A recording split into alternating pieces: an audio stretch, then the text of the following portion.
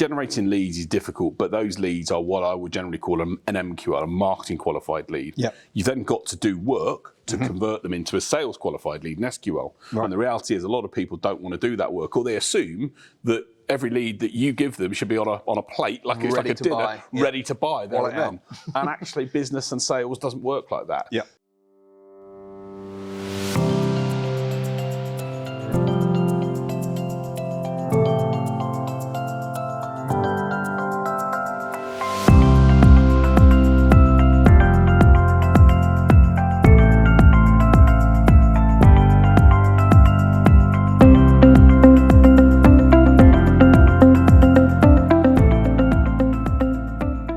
Hi, welcome. I'm Jamie Stenton, the director of Lilac James. We're a marketing agency and we specialise in lead generation for businesses. And with me, I've got James White, small business sales expert, founder of the Small Business Sales Academy. We fix sales problems for growing businesses. So I've sought James out essentially because we generate lots of leads for businesses. Marketing seems to be only 50% of the battle. The other 50% is sales.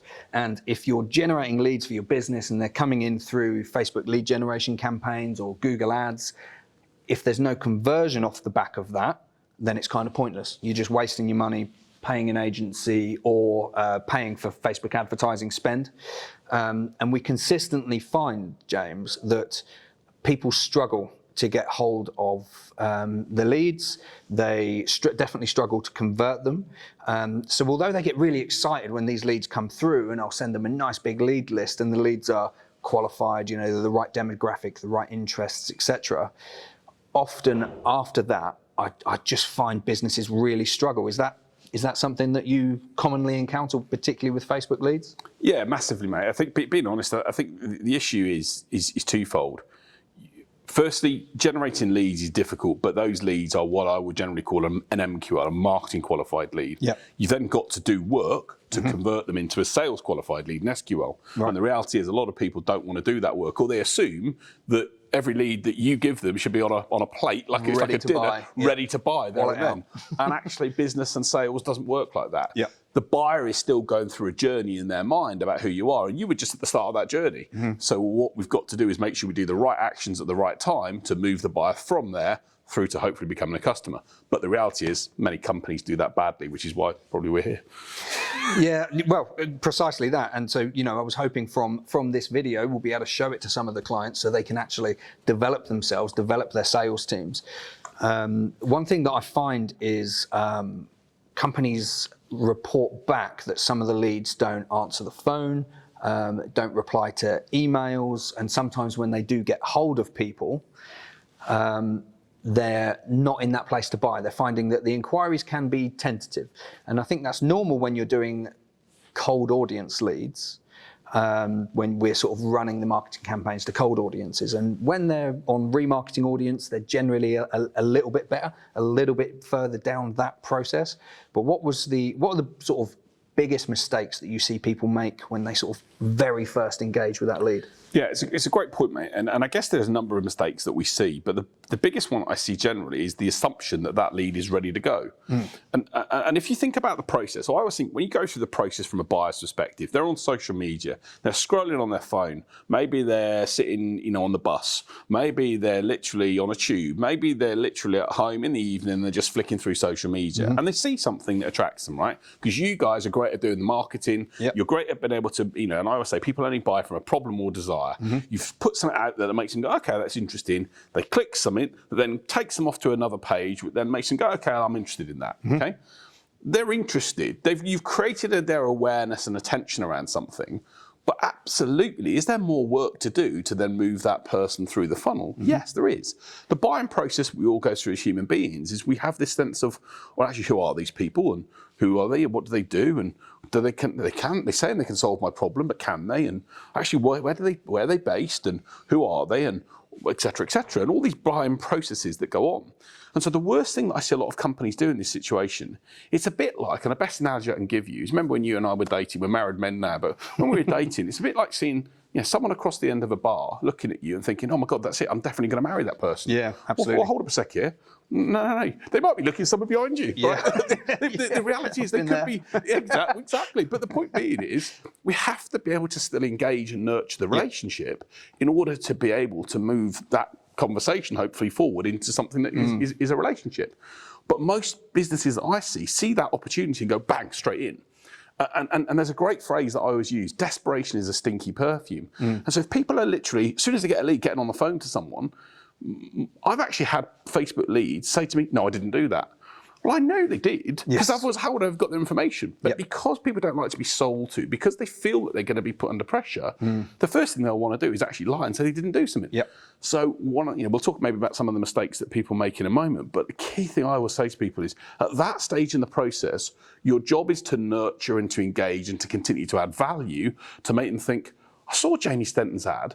I really like actually Jamie. I like the way he comes across. I like what he says. And by the way, he's solving a problem for me. This guy's really intriguing. And if you continue to what I call value stack through the process, then you're going to stand a far better chance of engaging and hopefully doing business with someone than just being in a position where you pick up the phone and say, do you want to buy from me? Which is what I think a lot of companies do right now. Spot on. Yeah, and we see exactly that. At the moment, we're running lead generation campaigns for a variety of businesses, but just to give you a snapshot, and I suppose the question after the snapshot was, how would you vary your approach depending on the purchase value of the product? So one of them, we have a franchise business, and what I always say to the owners of this business is, we're asking people to take a really big it's a really big commitment. We're asking people to change their career, and they've got young kids, they've got families, they then have to pay the franchise fee. And it's for an incredible business, an incredible opportunity. But there's a lot of trust building that must go on. We've had garden office suppliers. We have a charity that is looking to house Ukrainian refugees in people's homes around the London area. So how would you vary your sales approach depending on, I suppose, the product, the price range? I suppose in my head, as a sales, I've got some knowledge of sales, but not certainly by no means an expert. But how would you vary it for a product that, say, costs £25,000 to £5,000 to £100? Yeah, that's a great point, and I think the answer is in the question the process you just defined. So I would say to people, when I look at Facebook or Instagram or whatever else, one of those tools myself, and I see something for £50, I might go, all right, what's the worst that can happen? It's 50 quid. It's not going to be the end of the world. But if I'm selling a franchise, for example, for £10,000, £5,000, whatever that franchise is, like you say, it's a big life-changing thing. Now, some people are quite impulsive. Some people will go, okay, I do want to just make that decision and go for it. But what I actually see happen quite a lot in those cases then is what I'd call buyer's remorse. Because what they do is they make a decision, and sometimes it can be when they've had a glass of wine, or it can be any stage in time, and then they go, oh, I made the wrong mistake, and they try and cancel out of it. So the reality is, the bigger the buying process, the bigger the price, the more likelihood is that it's going to create a bigger buyer journey. And what the buyer is looking for is generally four things. I always think the four things of sales are critical. The first thing is problem or desire, and is what you do relevant to them? Are you offering them a solution to a problem that they've got that they get frustrated about, or is it something they want to put in place? The second thing is understand them. Do they think that you understand them as people and that you really get who they are and their dynamics? And the third and fourth thing are they believe that you can solve the problem, they trust you to make it happen. So when you're selling a £25,000 service, people are at the start of that journey. They're literally going through this process of, well, what is this? And actually does solve the problem, I think. And okay, I'm not sure. Maybe I need to see a bit more evidence of that. Or maybe I might want to see some other examples of how the problem can be solved. Or maybe I need to get a sense of who the company is, because I don't want to put a deposit down for something if I don't know the company. Absolutely. There's all of these factors that are going through the buyer's mind, like they go through our mind when we're buying something. And if you as a business go straight into then emailing someone to say, for example, our price is this, what you've basically done is you've not had a chance to understand them and their dynamics. And the chances, I would say, of you converting that business is very small, because they are basically only going to see the price. They're only going to see one factor and think, does it make sense? Does it stack up? Yes or no? No, it doesn't. Move on. So the job of the good businesses is to nurture, to add value, to continue to share ideas and things that can help them. And if you do that through what I would call great automation campaigns, through great Facebook campaigns, through retargeting. So when we do Facebook marketing and we've taken the advice that you guys give, we'll try over a period of time, maybe for a couple of hours at a time, to continue to value stack. I want people to think, wow, they're helpful, they're useful, they're really engaging. I want to learn more from those people. Yeah. Because then when they do want to then pick up the phone, they might even pick up the phone to us, or they might reach out on social media, or then when we do speak to them ourselves, they're going to be more open to engaging. So in terms of the sales approach, there's lots of different ways that leads can come into your business. Yep. Obviously, we're specifically talking about Facebook lead gen, but it could be leads through your website. The lead could come in organically through search engine optimization. We always find those leads seem to convert a bit quicker because people are generally actively problem aware and they're solution aware, and they're looking for it and they find you. So they generally is a bit of a smoother, but sometimes when the marketing's a bit more disruptive, like a Google ad or a Facebook ad, the lead will come in the same through the website, potentially. Obviously, Facebook lead generation is slightly different.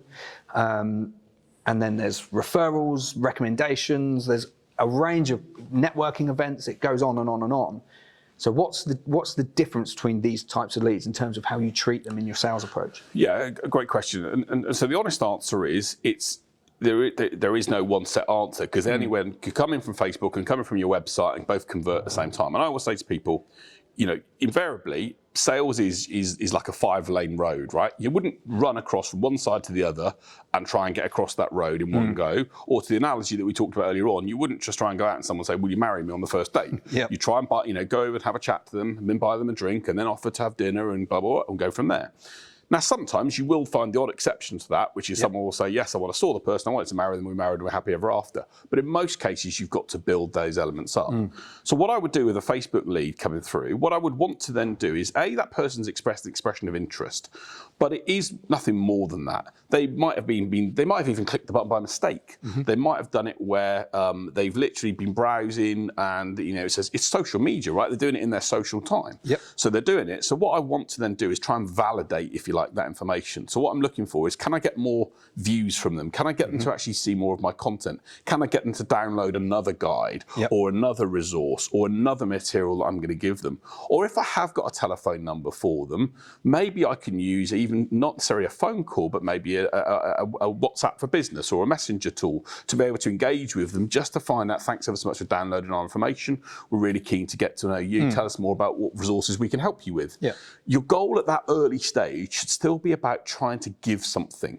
Because at that point, unless, and by the way, you have tools that can do this, they've understood your full value and what you can offer and know that they're happy with what you do, the first thing they're going to do is go, okay, what is it? What's it going to cost? And if they haven't built a value of you as a company, especially compared to other competitors in the market, all they're going to do is compare you on price and go, oh, that's a cheaper option. Absolutely. So I would, with those first Facebook leads, I would try and give them some time. Google did a brilliant research article called Google Zero Moments of Truth. And it talks about you need 7 hours of content across 11 interactions across 4 media.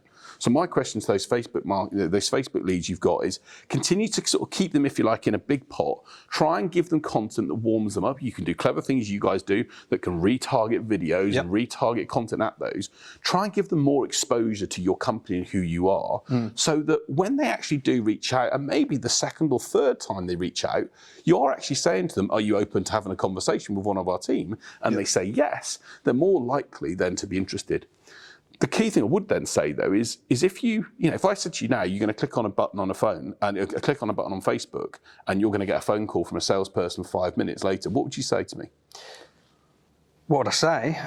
Well, I'd be worried about what I'm going to be doing in 5 minutes, if I'm going to have time. And also, you're going to be thinking, no, I don't want that, right? So most people, you don't want that because you're in that stage at the top of the funnel. You're browsing. It's what I call tofu, mofu, and bofu, right?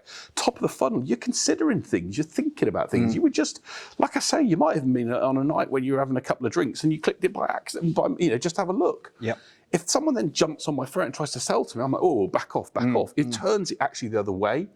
So my advice to people would be focus on giving some value, focus on sharing. If you think that you've given them a specific issue, a solution to a specific issue, the chances are they're going to have 2 or 3 other issues similar to that. So give them a bit more content related to that. Give them another video, give them another guide, a resource that makes them go, yeah, that is the case. I have got that. And what that's going to do is it's going to value stack in their head. Yep. I really like these guys. I've seen them again. I've seen them again. Do you know what? Actually, yeah. No, then you can put great copy and great adverts or a landing page that says, do this, come to our event, join our webinar. The other key thing then that you can go back to that point you've got to do is not try and, if you like, marry the person straight away. Sales is a process, and what most people don't understand is that stage 1 and stage 5 is the end point, but you're at the top of the funnel at stage 1. So there's stage 2, 3, and 4 to go through. Stage 2 might be a webinar, it might be an event, it might be the chance for them to buy a small price, a product you've got. It may well be a guide for £10 or whatever. I don't know. Yep. It might well be if you're in, let's say, in the garden factory, in the garden, the outdoor building space. It might well be, get a design created for free, or it might be something that moves them through that process. That's what I'd be looking to do with Facebook leads. And then when I get a sense that they're spending more time and engaging with me, then I'm going to be more inclined to say, right, how do we now look at picking up the phone and talking to people? Yeah, and I have these conversations with clients all the time, and it's really interesting listening to you talk, because there is such synergy between marketing and sales. And one is kind of, if you've got a sales team with no leads because you're not doing your marketing correct, then you've got an unoccupied sales team, haven't you? And I have these conversations with clients where I try and explain that not all leads are created equal. The goal here isn't to just drive the lead cost down as low as possible, although we all do, of course, we want cheaper leads to come into the business. And we run campaigns, and then we run these remarketing campaigns and engagement campaigns as well, where exactly like you're saying, you capture the initial lead, and then you create some longer form content which answers the problems, answers the questions that they might have, the common FAQs, frequently asked questions, and we get that in front of people just to continue to nurture. And it's really strong. And with the Ukrainian Homes charity that we're working with, initially they said, these leads aren't answering the phone. And this is where it's sort of difficult as a marketing agency, because you end up stepping into sales territory, which isn't, like I said, I have a knowledge of sales, but I'm not a sales expert. And you end up talking to them and say, right, what do you have in terms of like email marketing and email sequence to follow up with? What times of the day are you calling them? Because are they calling them between 8 to 4? When they might be working. People are at work. So what have you tried the evening? Have you tried the weekend? Have you tried other forms of media, like a messenger or WhatsApp, for example? And WhatsApp for Business is exactly what I spoke to them about. And also, in the UK, when you see foreign national phone numbers, you're sometimes thinking spam, fraudulent, that sort of thing. So I said, have you tried from private numbers? Have you tried diverting through an 020, a London number? And all of these sorts of things that you have to sort of consider, because particularly when we're asking people, a cold audience, we're saying, we've got loads of refugees over here and they need somewhere to stay for the next 6 months until hopefully the situation resolves itself, or at least they can, go home and start rebuilding.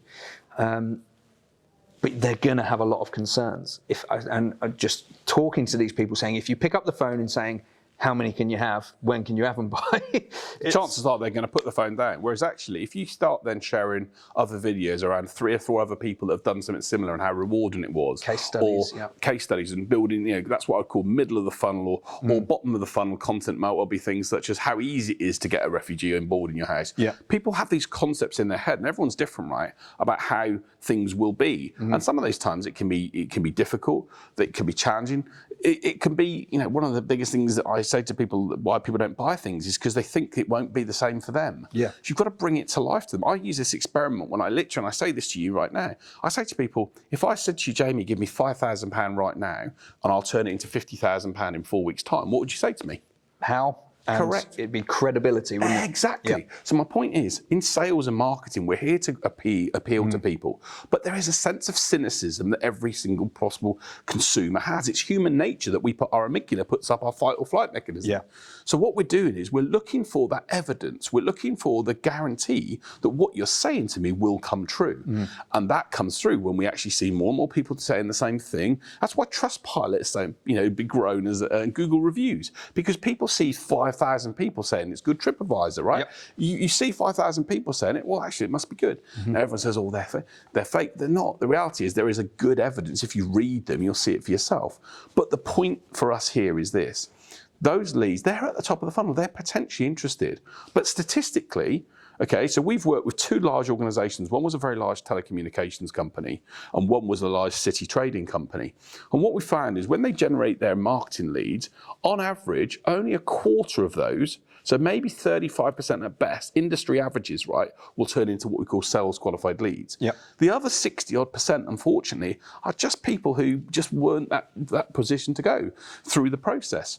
And they're never going to be that. Not everyone that gets on the train in London gets to Edinburgh. Some people get off at different destinations because it's just not right then. So clever marketing can bring that back. So you've got to understand that not everyone's going to go on the journey with you.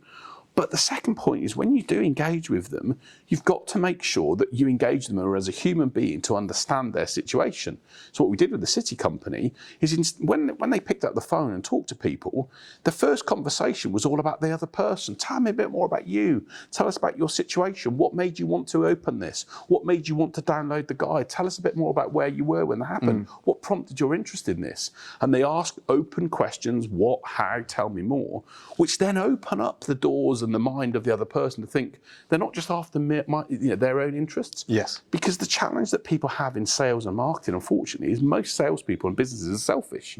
They sell based upon what's right for them, not what's right for the other person. 100%, yeah. And therefore, it puts the barriers go up. It's like I've just literally spoken to my niece today, who's been looking to buy a new car. And she's gone to a big car garage, and the first thing the car guy said to her is, oh, that car, we're selling cars really quickly, and they won't be available for long, you need to act soon. It's like, come on, mate. And that's why people don't like car dealerships, right? Yep. Because it's bullshit. I'm sorry. It's you're not telling me that car is the only car.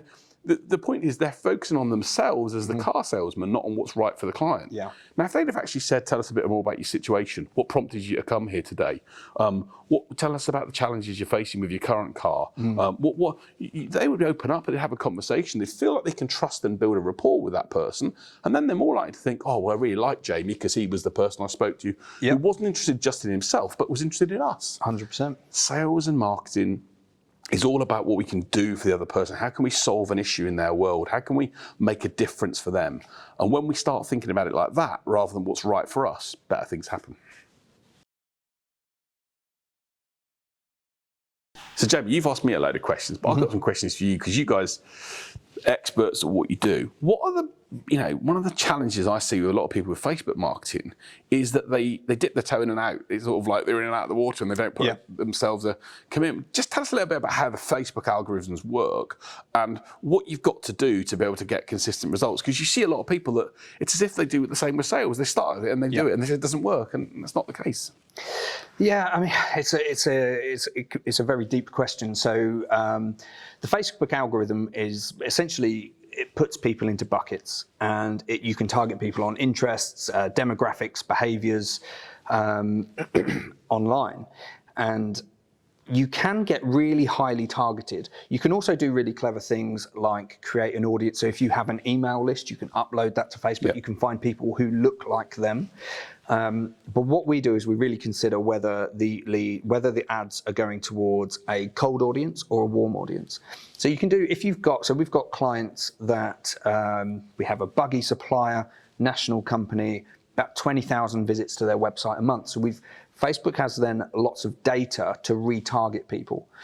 And you have to think about the customer journey that they're going on. So with that individual, there's 2 campaigns, or there's more than 2 campaigns, but generically speaking, there's 2 campaigns. You've got one which is building brand awareness with a cold audience. Building some trust and awareness. Building some trust and some product credibility, high value images, nice copy that we call the hook. Yeah. I always think it is what is it? Mary has a little lamb, or Little Bo Peep, is it, with the hook? And because people are on Facebook and they're scrolling like that, and you need something, you need striking imagery. Some people are drawn to the image, other people are drawn to the copy. So you need both to work, and you need to extensively test to see which copy variations are working the best. Some products and services that you sell, people will be actually quite features focused. People want to know the features, technology, cameras, that sort of thing. People want to know the specs. Yeah. Whereas actually with services, generally people, they just want a problem like solved. But with this buggy manufacturer, it's brand awareness for the cold audience. And we try and bring people into the website where they can shop and have a look around, because it's not a product where people just go click, click, buy. Yeah. Once they've been on the website, then we start hitting them with sales conversions campaigns. So they've already built up a little bit of brand awareness, they've gone to the website, they've looked around, and then you can start hitting them with the remarketing campaign to try and bring them in and encourage that sale. So the thing is, when you're targeting these audiences, so marketing generally, you would say you want you want to target a specific individual, your target avatar, and you want a PhD in what their problems are, their pain points, the questions they're going to have, and all of this sort of stuff. But with Facebook, you need a bit of a bigger bucket. You need at least a medium-sized pond to fish in, and you need at least a budget of £300 to £500 a month. You need to be spending £10 a day.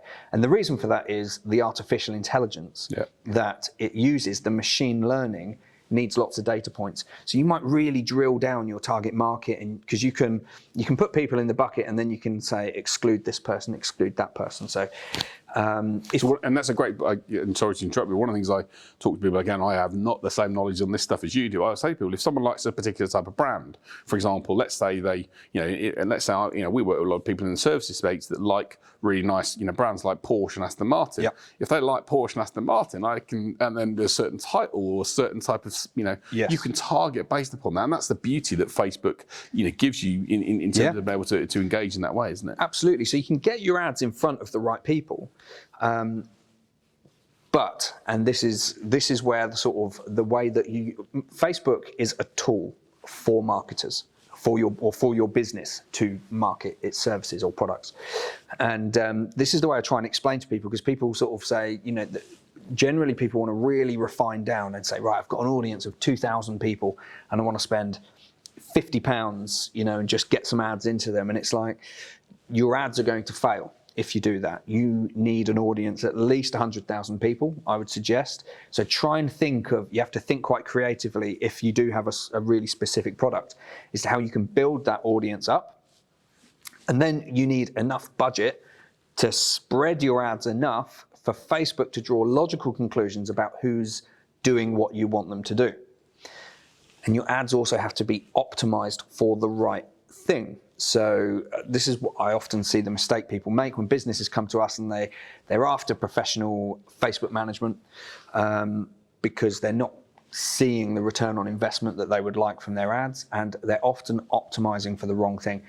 What they want is people to visit their website, but they're optimizing for link clicks, which is just somebody clicking anywhere on their advert. Whereas actually, if they'd optimized for landing page views, or with a sales conversion campaign for somebody to subscribe or to download, exactly, or actually physically make the sale, then Facebook will find people who will do that. It will draw conclusions, and use its AI to learn as best it can.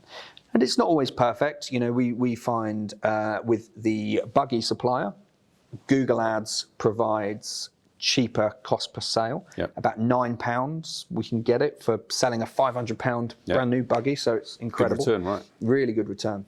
And Facebook's at about 20. The difference between the two is, with Google, people are searching for it. They're actively in shopping mode. And with Facebook, they're looking for funny cat videos. It's proactive, reactive, right? 100%. So you're hooking them out.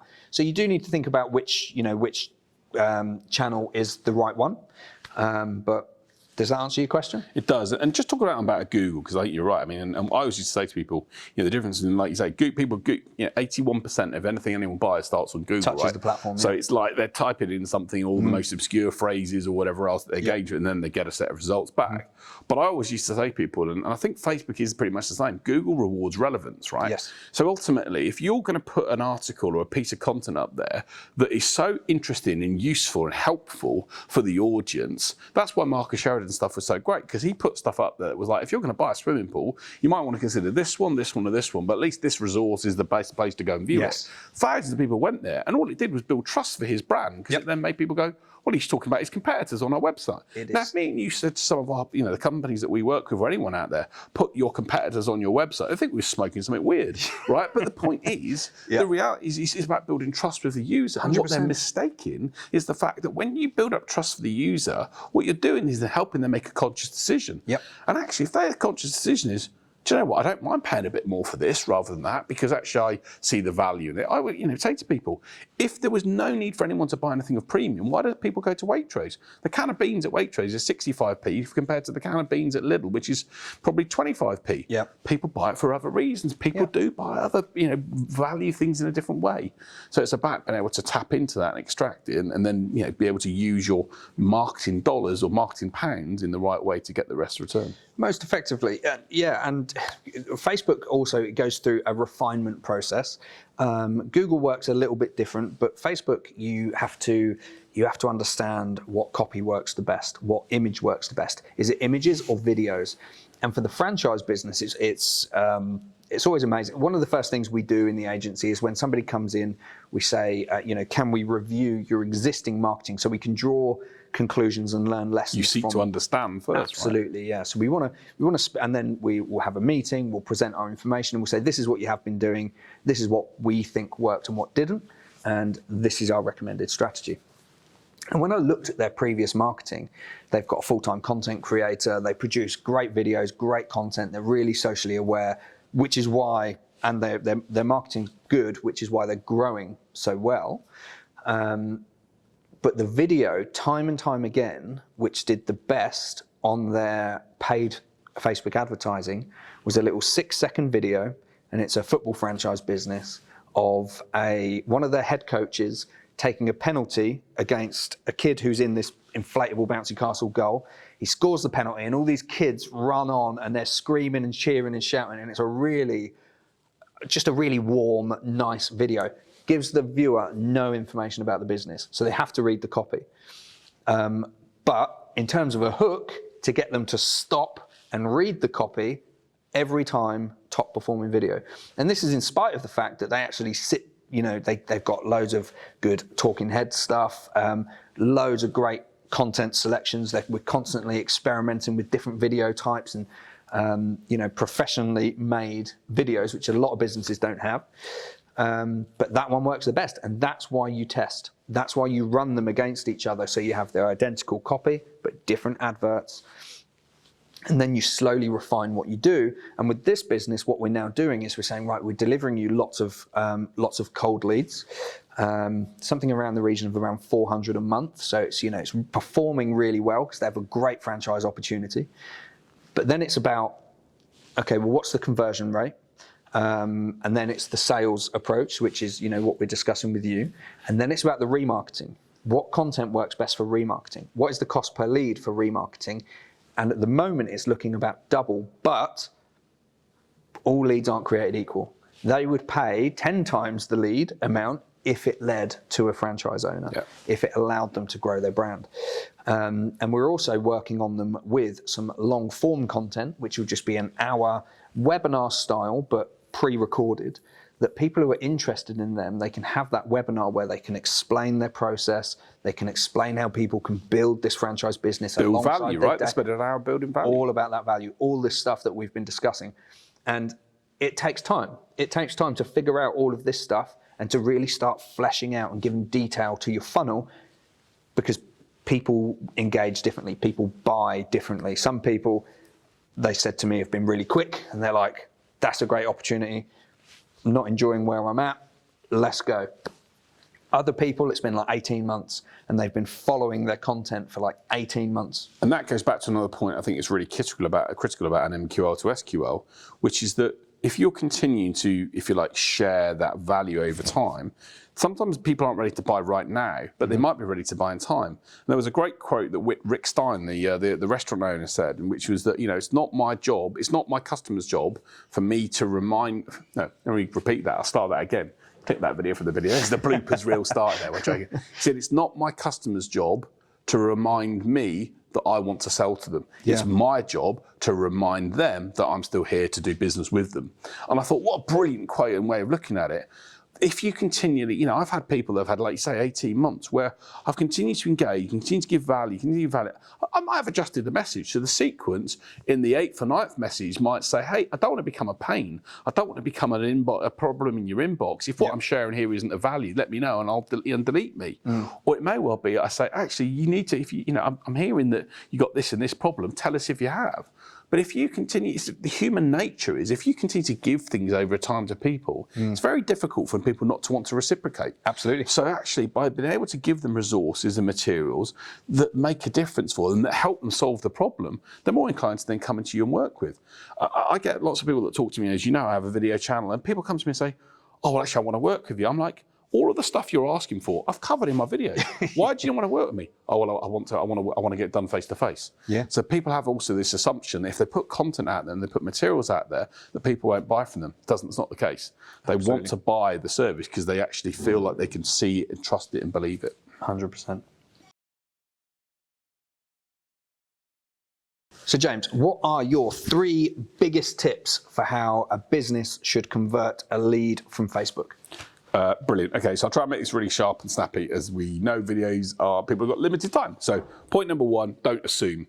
Don't assume that just because they've done something on Facebook and clicked something that they're going to automatically be a customer. Secondly, add value. Try and give them value that makes sure that they feel that you're helpful and useful. And the third point is continue to be relevant to them. At the end of the day, if you know your audience and who they are, you might have to go to a bigger bucket. People buy from people that they think are relevant to them. We all get emails and messages that that we can't comprehend lots of things, but if something that hits us in the face that addresses our issues and problems, then the chances are we're going to get the right result with people. So if you want to do those things on base, you're going to get better results. But the fourth thing, and maybe I'll give you a fourth one just to do, is when you do have a conversation with them, when you do move them through that process from being a marketing lead to a sales qualified lead, be in a position where you focus on them and their challenges, not what you want. Do those things and you're going to get hopefully great results. Okay, James, you spoke about the need to build trust, confidence, credibility, add value in that sales process. So after somebody lands as a Facebook lead and they're that marketing qualified lead, can you give me 5 examples of things you can put in place to enable that process? Yeah, no problems at all. So here are 5 things I do. Example would be a checklist. People love a checklist, tick things off, do these 10 things. Next one would be a cheat sheet. In other words, give them 4 things or 5 things that they can do as a cheat sheet to overcome a specific problem or issue they've got. I think what we also use on a regular basis is a template or a blueprint. So give them a downloadable template that they can then adjust and amend, for example. Yeah. Another thing I would then do would be a resource list. So it may well be a list of 100 or a list of 200 things. There was one great resource I once accessed, which was 700 phone scripts. And it was like, wow, okay, well, fair enough. I'm not going to be able to lose as a result of that. A book, for example, or a worksheet is another good thing. Or maybe, I'll give you a 6th one, it could be a quiz. It could be something that basically enables them to score themselves against someone else. Those are 5 or 6 examples of things you can do on a Facebook lead that if people are committing more time and doing more with you, it's going to hopefully move them through the process. So let's talk email sequences then, because what we notice is, well, generally speaking, when you capture that data on a lead generation campaign, you can have lots of different information, and lots of different clients want different information. But generally speaking, you'll have your name, potentially address that might not be that relevant to you, phone number, but email address as well. And depending on the marketing preferences, choices that you've set up, you may be entitled to put them on an email database. And email marketing can be a great way of nurturing leads, getting them more information. If done in the right way. If done in the right way. So how would you recommend How would you recommend you do it? What would your top tips be? Yeah, no worries at all. Firstly, a couple of things I'd certainly say on email is make the email really simple. Lots of emails, convoluted emails with literally hundreds and hundreds of images doesn't work. Simple email, simple call to action, firstly. Make the call to action one call to action per email. Don't ask people to do multiple things in the same email. Try and make the email relatively short, but not just image focused. People put just images in, and what that does is it gets caught in spam filters. Secondly, try and personalize where you can. So if you can personalize the email based upon their name and also some of the interests that they told you, it makes people feel that it's relevant to them rather than it just being a mass email that you're sending out. Look at the times of day in which you send emails. A lot of the time, people actually get emails in the day when they're working. The chances are that they don't get a chance to see it, or the other emails build up. So I send an email on a Saturday morning, for example, because I know even though my audience may be doing other things at the weekend, the chances are that they're actually going to see it. But maybe look at the time of day, maybe the morning or the evening. The other key thing I say to people about email is don't expect to just get results after 1 or 2 emails. You've got to continue to engage over a period of time. It might take 10, 12, 15 emails that have different messages to get the person to do things. But if you can actually get that same call to action delivered in a different form of content or text, you're hopefully going to get a result. And the other key thing I'd say about email is email's a really, really simple and effective way to engage people, but don't just assume that the open that they've seen means that they're guaranteed to do something. Yeah. Look for clicks, click-throughs. We want to see action. We want to see people doing things within our emails. Those are the key factors to consider in email sequences, but have different sequences for different stages in the funnel. Have a sequence maybe for people at the top of the funnel that might be a different sequence for people at the bottom of the funnel. And if you want some help around email sequences, speak to this man. Speak to me. We'll happily help you, give you some advice on what to do. But the key thing is definitely put them in place. They can help you convert those potentials into reality. So from everything you've been saying, it seems like you need almost a marketing funnel to bring people in as marketing qualified leads, and then you need a sales funnel as well to get them over the line. So how would you structure your average sales funnel? Great question. Probably the best way to do it, if I'm honest with you, let's go over the flip chart and basically look how I would do that and give some ideas on what that looks like. So we talked about sales funnels, and you're quite right. There's different marketing funnels and sales funnels. I want to just explain this maybe in a flip chart, which helps people understand it. And by the way, I've put these terms down. And by the way, I haven't gone all vegan Japanese on you at the moment. Tofu, everything. Top of funnel, middle of funnel, bottom of funnel. The point being is when you're at this stage, and what I've also put down here is maybe 1 to 5 stages in the sales process. If you think about the buyer who starts at the top, that's engaging with content, okay, or ads, okay, you guys are experts at bringing them into the funnel. Yep. They're at this stage where they're thinking, they're seeing something on Facebook, they're seeing something on Google, oh, that looks interesting, that looks intriguing, the hook, as you've mentioned. What you've then got to move them through to is that next stage. And sometimes this part of the process takes a while. This is the bit that you've talked about, retargeting or giving them value over a period of time. But what we've got to try and then do is move them through these different stages. Stage 5 is when they're becoming a client. But the reality is not everyone that gets on the train from London gets to Edinburgh. Yep. The reality is we're going to lose people along the way. And there's stats that show in the industry, if you're getting 5 to 10%, okay, of the people here, from here, you are knocking it out of the park. Yep. So the reality is we've got to accept different people go on those stages. Now, what those stages look like, it may well be content that we engage with here or via the adverts. It then may well be more content, but maybe there's a check sheet or a checklist that people are engaging with. Or it may well be that they've actually spent more time, for example, on videos where you've been able to record that set of information. And what they've then done is done a purposeful action to say, I'm looking to do something. They've committed some time. They've committed some elements to move to that next stage. The key thing here, and whether that's through a call or whether it's through a webinar, or maybe it's an event, for example, that they run. You want to then get the user to commit more time, and hopefully what we're then going to then start to do is to then get into a position where we have calls and proposals and then do business with people. And the reality is people are going to take that information here, built upon what they've built upon above here. But if you try and start moving people just from this process where they've downloaded a guide to suddenly then becoming a customer, it's like I say to people, if you try and eat an elephant in one go, it's going to give you indigestion, right? You've got to move through the funnel and accept that people are on this journey. And this time can sometimes be 2, 3, 4 months, but even longer. Yeah, and there's such synergy between this and a marketing funnel, because what you're saying, I mean, with your train analogy, like you say, if you try and make the sale up here, people are just going to be jumping off the train. So it seems like relevance is is highly important here, particularly if you're going into calls and you're looking at events and you're looking at webinars and this sort of thing.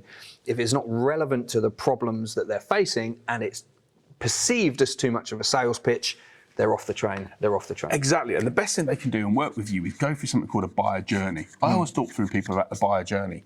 The things, for example, at top of funnel are things around what is this? I'm intrigued, insights, content. The stuff around the bottom of the funnel, generally show me examples of other people who have done it. Give me case studies. Yep. Give me examples of people that have got videos. Here, it's more, okay, so you've intrigued me. How are you going to do it? This could be more your blueprint for how you make it happen, or a guide or a diagram that, for example, an infographic that can show how things do things, or it may well be stats that back up the initial thing you've done here. Yep. The key thing is top of funnel, middle of funnel, and bottom of funnel. Consider your buying process through your customer's eyes.